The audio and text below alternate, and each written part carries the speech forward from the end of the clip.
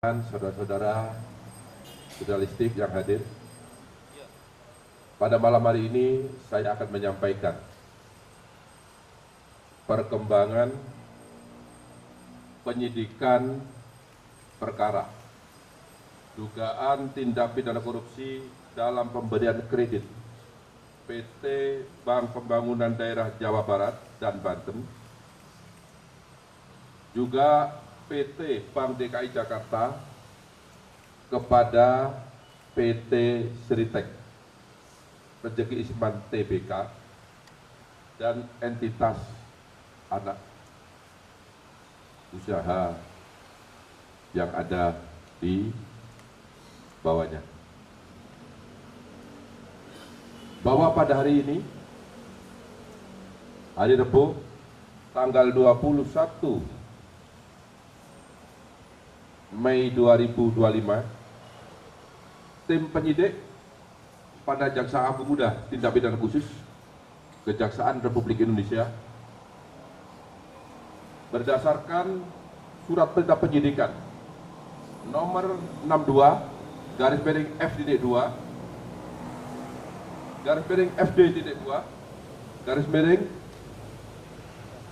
10/2024 tanggal 25 Oktober 2024 telah melakukan atau telah membawa 3 orang saksi. Yang pertama adalah Saudara DS selaku pemimpin divisi korporasi dan komersial PT Bank Pembangunan Daerah Jawa Barat dan Banten tahun 2020. Yang kedua, YM selaku Direktur Utama PT Bank DKI Jakarta tahun 2020.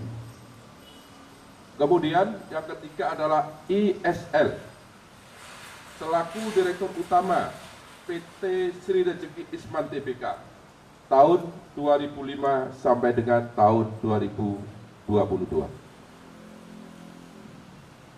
Yang bersangkutan dihadapkan kepada jaksa penyidik, kemudian dilakukan pemeriksaan di gedung Jampitsus Kejaksaan Republik Indonesia. Dan dalam pemeriksaan sebelumnya, penyidik sudah melakukan pemeriksaan terhadap 46 saksi sebagaimana tadi yang telah disampaikan oleh Pak Kapus Penkum. Dan pada hari ini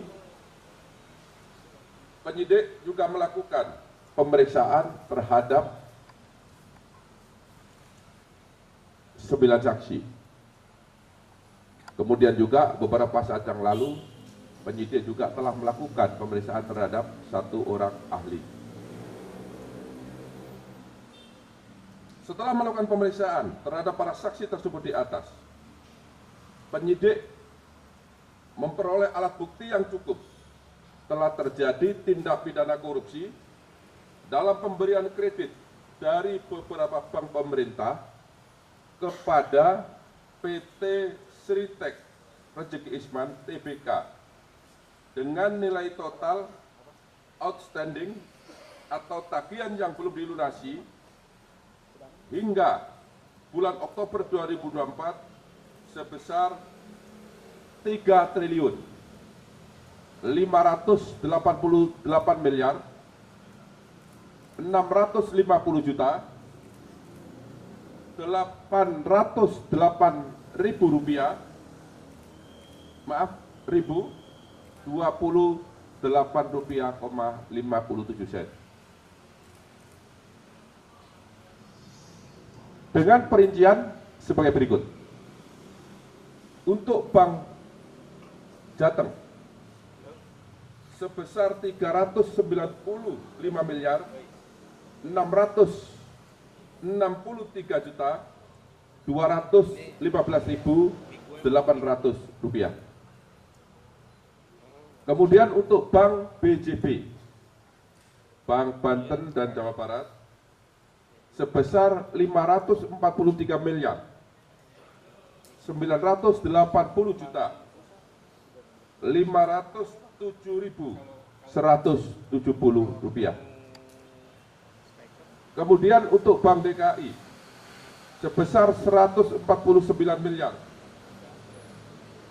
7.085.018,57 sen.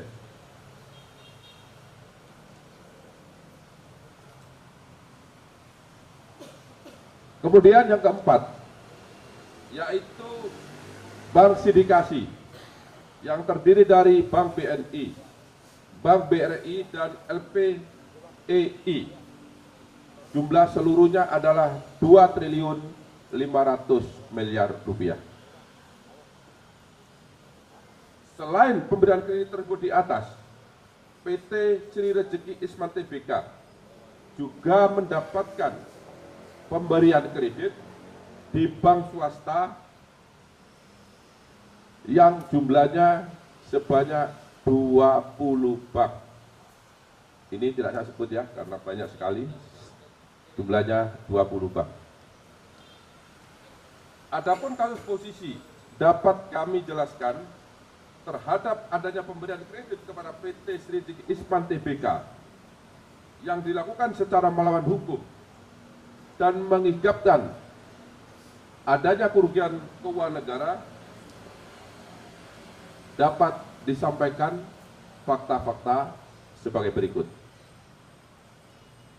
Bahwa PT Sri Rejeki Isman Tbk merupakan perseroan terbatas yang beroperasi dalam bidang industri tekstil dan produk tekstil dengan komposisi kepemilikan saham yaitu PT Handelston Indonesia sebesar 59,03% dan masyarakat karena sudah TBK sebesar 40,97%. Bahwa dalam laporan keuangan PT Sri Rejeki Isman Tbk telah melaporkan adanya kerugian dengan nilai mencapai 1 miliar 08 US dollar atau setara dengan 15,65 triliun rupiah pada tahun 2021.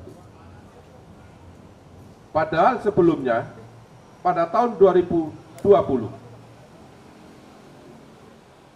PT Sri Rejeki Isman masih mencatat keuntungan sebesar 85,32 US dollar Amerika atau setara dengan 1,24 triliun. Jadi ini ada keganjilan dalam satu tahun mengalami keuntungan yang sangat signifikan, kemudian tahun berikutnya juga mengalami kerugian yang sangat signifikan. Inilah konsentrasi dari teman-teman penyidik. Kemudian PT Sri Rejeki Isman Tbk dan entitas anak perusahaannya memiliki kredit nilai total outstanding atau tagihan yang belum dilunasi hingga bulan Oktober tahun 2024 sebesar 3.588.808.028.028 rupiah,57 sen.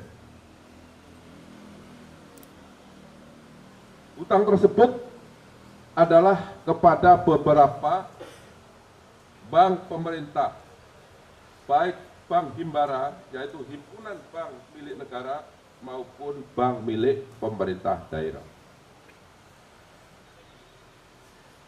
Selain kredit tersebut di atas, PT Sri Rejeki Isman Tbk juga mendapatkan pemberian kredit dari 20 bank swasta. Seperti tadi yang telah saya sampaikan. Kemudian, dalam pemberian kredit kepada PT Sri Rejeki Isman Tbk, JM selaku Direktur Utama PT Bank DKI dan DS selaku pimpinan divisi korporasi dan komisaris komersial PT Bank Pembangunan Daerah Jawa Barat dan Banten telah memberikan kredit secara melawan hukum karena tidak melakukan analisa yang memadai dan mentaati prosedur serta persyaratan yang telah ditetapkan. Yaitu salah satunya adalah tidak terpenuhinya syarat kredit modal kerja karena hasil penilaian dari lembaga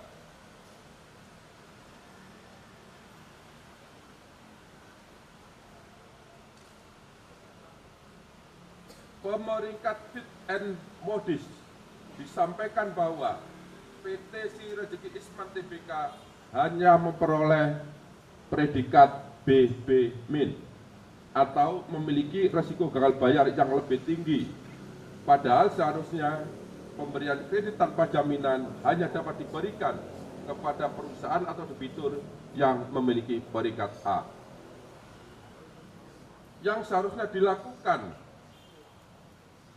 sebelum diberikan finance kredit sehingga perbuatan tersebut bertentangan dengan ketentuan standar operasional prosedur bank serta Undang-Undang Republik Indonesia Nomor 10 Tahun 1998 tentang perbankan sekaligus penerapan prinsip kehati-hatian. Bahwa pada saat ISL selaku Direktur Utama PT Sri Rezeki Isman Tbk mendapatkan dana dari PT Bank Pembangunan Daerah Jawa Barat, Banten, dan PT Bank DKI Jakarta, terdapat fakta hukum bahwa dana tersebut tidak dipergunakan sebagaimana tujuan dari pemberian kredit, yaitu untuk modal kerja, tetapi disalahgunakan untuk membayar hutang dan membeli aset non-produktif sehingga tidak sesuai dengan peruntukan yang seharusnya. Bahwa kredit yang diberikan oleh PT Bank Pembangunan Daerah Jawa Barat, Banten, dan PT Bank DKI Jakarta kepada PT Sri Rezeki Isman Tbk saat ini macet dengan volatilitas 5 dan aset perusahaan tidak bisa dieksekusi untuk menutupi nilai kerugian negara karena nilai lebih kecil dari nilai pemberian pinjaman kredit serta tidak dijadikan sebagai jaminan atau agunan. Bahwa PT Sri Rezeki Isman Tbk dinyatakan pilot oleh Pengadilan Negeri Niaga Semarang melalui putusan nomor perkara 2/PDT.SUS homologasi /2024/PN Niaga Semarang. Bahwa akibat adanya pemberian kredit secara melawan hukum tersebut yang dilakukan oleh PT Bank Pembangunan Daerah Jawa Barat Banten dan PT Bank DKI Jakarta kepada PT Sri Rezeki Isman Tbk telah mengakibatkan adanya kerugian keuangan negara sebesar 609.592.188 dari total nilai outstanding atau tagihan yang belum dilunasi sebesar 3.558.808.828.028 rupiah,57 sen. Kemudian setelah dilakukan pemeriksaan terhadap DS, kemudian terhadap YM dan terhadap ISL, pada hari ini Rabu tanggal 21 Mei tahun 2025, penyidik pada Jampitsus Kejaksaan Agung Republik Indonesia menetapkan